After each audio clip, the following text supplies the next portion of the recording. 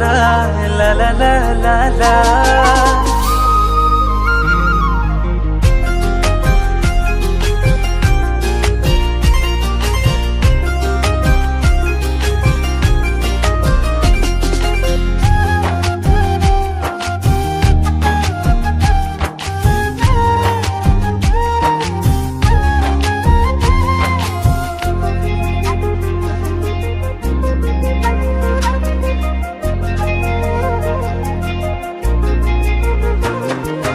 Ani ke thong pen non na singka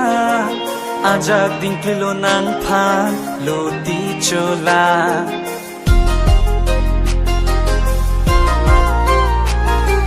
Vanji mene punan ni sing che pan sa ni mi thang a phan si ka che cho bai na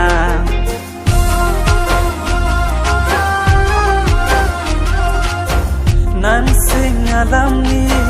chini asonte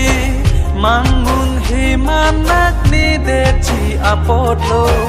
thanda ka sonte kan hondo avi mantu ni penni eji okareno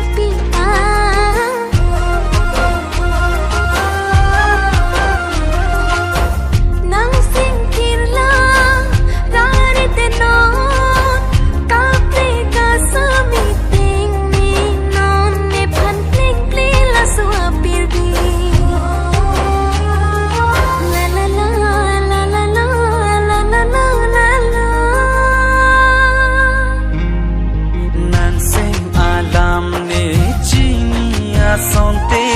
bu ang ni sing, aduk du di de chi apotlo.